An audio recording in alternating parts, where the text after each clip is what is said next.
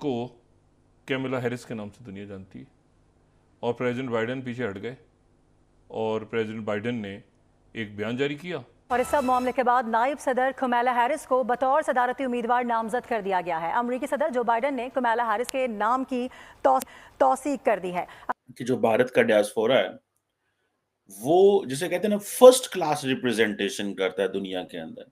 भारतीय डायस्पोरा हर चीज के अंदर इंटीग्रेट कर चुका है, अंदर घुस चुका है, टेक्नोक्रेट बन चुके हैं। आप यहाँ पे देखें फॉर्च्यून 500 कंपनीज के 50 से ज्यादा सीईओ मौजूद हैं इस वक्त, और बिल्कुल ये बस ऐसे नक्शा पेश कर रहे हैं कि जैसे अमेरिका को इस वक्त भारतीय निजात जो है वो चला रहे हैं। इमेजिन कर लें, ये बहुत बड़ी चीज है, ये कोई छोटा, ये कोई मजाक नहीं है। This is not a joke, this is not a joke.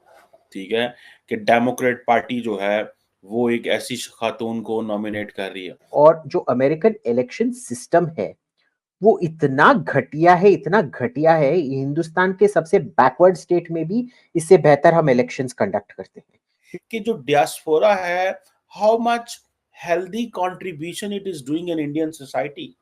A lady जिनके घर 1964 में एक खातून, एक लड़की पैदा हुई कैमला हैरिस के नाम की। दोस्तों, अमेरिका में भारतीय महिला राष्ट्रपति बनते देख पाकिस्तानी मीडिया सुन्न है। अब हाल ही में अमेरिका के वर्तमान राष्ट्रपति जो बाइडेन ने अमेरिका के अगले राष्ट्रपति चुनाव से अपना आवेदन वापस ले लिया है और अब वर्तमान कार्यकाल के बाद जो बाइडेन आगे कभी राष्ट्रपति नहीं बनेंगे, और इसीलिए जो बाइडेन की राजनीतिक पार्टी डेमोक्रेटिक ने जो बाइडेन को अलग करके अपना राष्ट्रपति उम्मीदवार कमला हैरिस को बनाया है। जो बाइडेन के बाद आने वाली राष्ट्रपति उम्मीदवार कमला हैरिस का जन्म 20 अक्टूबर 1964 को अमेरिका के कैलिफोर्निया में हुआ था। कमला हैरिस एक भारतीय मूल की महिला है क्योंकि कमला हैरिस की मां का संबंध भारत से है। कमला हैरिस की मां केरला के एक छोटे से गांव से आती हैं। पिछली बार भी जब अमेरिका के राष्ट्रपति जो बाइडेन बने थे तब कमला हैरिस को उपराष्ट्रपति बनवाने के लिए भारत में कई जगह हवन पूजा पाठ किए गए थे, और इस बार भी अमेरिका में अगर डेमोक्रेटिक पार्टी शासन में आती है तो कमला हैरिस राष्ट्रपति बनेगी, जो कि एक भारतीय मूल की महिला है, और अगर रिपब्लिकन पार्टी शासन में आती है तब उपराष्ट्रपति का संबंध भारत से होगा।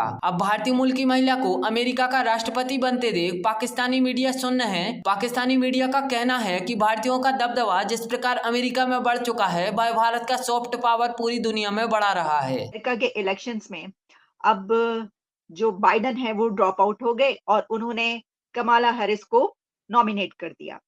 अब ट्रम्प वर्सेस कमाला हैरिस। अब कमाला के हवाले से देखिए जो ये बात कही जा रही है, मैं भी ये समझती हूँ कि ट्रम्प की पॉपुलैरिटी वो अटेम्प्ट के बाद बहुत बढ़ चुकी है, लेकिन फिर भी क्या आप समझते हैं कि कमाला हैरिस एक फर्स्ट वुमेन प्रेसिडेंट, फिर अफ्रीकन भी, इंडियन भी, बहुत सारी चीजें उनके साथ एक पैकेज के साथ वो आई हैं, कामयाब हो सकती हैं? कितने ब्राइट चांसेस हैं? देखिए, मैं तो अब मानता हूं कि अमेरिका ऑलमोस्ट एक सिंगल पार्टी स्टेट हो गया है, जिसमें अगर आपको डेमोक्रेट्स को हराना है एकदम नामुमकिन है।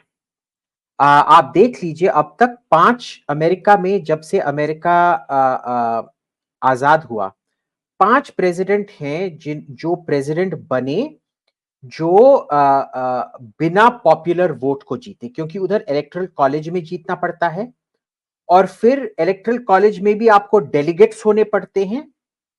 वो पहले सिस्टम था। तो क्या था कि 1800s में there were 3 elections. I think the most infamous was 1824 का election, John Quincy Adams versus I forget who, जहां जॉन क्विंसी एडम्स ने इलेक्टोरल कॉलेज भी हारा, पॉपुलर वोट भी हारा और फिर भी इलेक्शन जीत गए। ठीक है।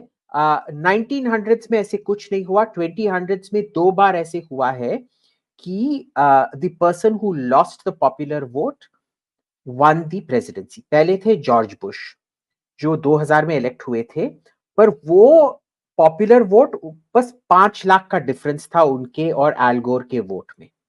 5 लाख इतना ज्यादा नहीं है, फिर भी आप मान सकते हो कि भाई जैसे है वैसे है। But more serious was in 2016 जब ट्रंप और हिलरी क्लिंटन के बीच में लगभग 30 लाख वोट का डिफरेंस था, 3 मिलियन वोट्स का डिफरेंस था, और फिर भी ट्रंप जीत गए because of the electoral college system. जो अभी 2020 में इलेक्शन हुआ उसमें दोस्तों, भारत कि आप ये समझ लें कि एक लक है कि जो भारत का डायस्पोरा है वो जिसे कहते हैं ना फर्स्ट क्लास रिप्रेजेंटेशन करता है दुनिया के अंदर। अब कैमला हैरिस जो है, she is the first woman of Indian origin that she will be contesting for the presidential elections. First woman of Indian origin.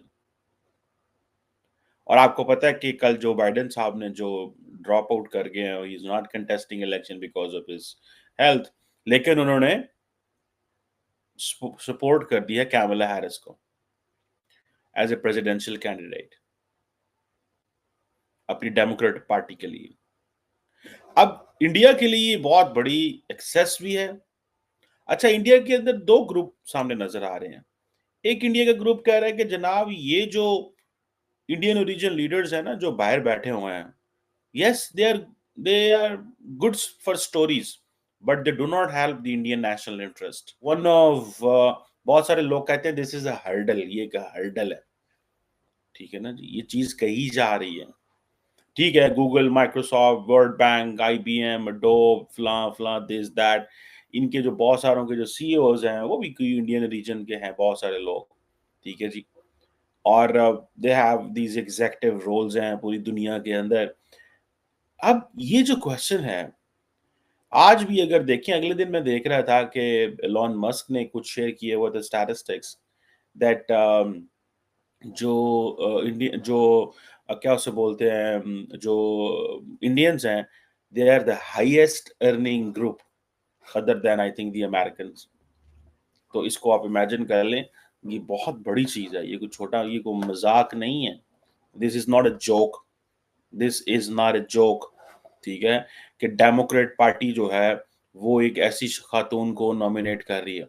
अच्छा, उससे पहले आप देख लें, शी इज नॉट जस्ट, अब कैमला हैरिस को देख लें आप। ठीक है जी, ठीक है जी। उनकी जो अटेंशन इंडिया में उनको इसलिए मिली बिकॉज ऑफ हर मदर की जो ओरिजिन है। ठीक है जी। और बहुत सारे लोगों ने कहा जी कि first Indian reason vice president of the United states. और जो कैमला हैरिस के जो फादर हैं वो इज वो जमैकन अमेरिकन थे। ठीक है जी, so she is a person of colour, ये भी एक चीज है वहां पे है। ठीक है, और and back in 1964 she was born in California में पैदा हुई। तो बड़ी वो सिविल राइट्स और इन चीज़ों में बड़ी एक्टिव रही। और उनकी जो वालदा हैं, मतलब आप अब इमेजिन करें, वो she was a breast cancer scientist from India, और उनके वालिद जो थे, he was a professor emeritus of economics at Stanford University. ये आप इमेजिन करें, this is a level of the class. मतलब उनकी जो वालदा है वो उस दौर में ब्रेस्ट कैंसर की